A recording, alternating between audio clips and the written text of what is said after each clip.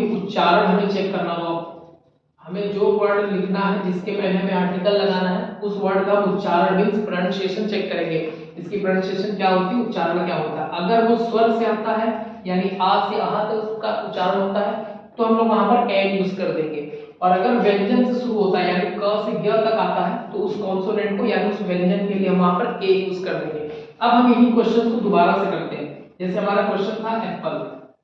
Apple को अगर आप लिखना चाहें तो कैसे लिखेंगे, एप्पल ए से आ रहा है और ए हमारा जो होता है ये ए हमारा स्वर में आता है तो यानी कि इसके आगे एन आना चाहिए, हमने लगा दिया।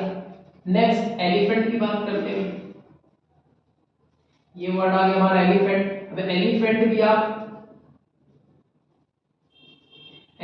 आप ए से लिख रहे हो तो इसके लिए भी आप इसके आगे एन लगा दोगे, हमारा स्वर है।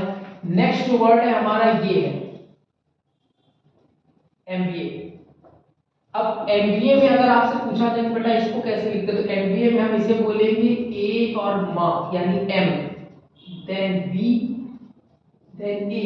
तो एमबीए हमारा ए से शुरू हो रहा है, ए फॉर यानी कि तो स्वर में आ गया ना बेटा, तो इसके पहले हम लोग एन यूज करेंगे और पहले हम उस रूल से लगा रहे थे तो हमें ए लिखना था जो कि गलत हो जाता था तो हम एन यूज करेंगे यहाँ पर। नेक्स्ट अगर हम बात करें हमने क्वेश्चन लिखा था ये और ये लिखा था। नेक्स्ट हमने ये भी एक वर्ड जोड़ देते हैं इसके अंदर हॉस्पिटल। इन्हें पढ़ना है, तीनों ही एच से है, बस इनके उच्चारण हमें सही करने हैं। अब जैसे मान लीजिए इसे क्या पढ़ेंगे हम हॉस्पिटल। हॉस्पिटल ह से शुरू हो रहा है, इसे क्या बोलते हैं ऑनेस्ट। बेटा उच्चारण सही करना क्योंकि अगर हमने इसका प्रोनाउंसिएशन गलत कर दिया तो हमारा ये रूल अप्लाई नहीं होगा, हम गलत कर देंगे क्वेश्चन। तो ऑनेस्ट यानी कि ये आ से शुरू हो रहा है।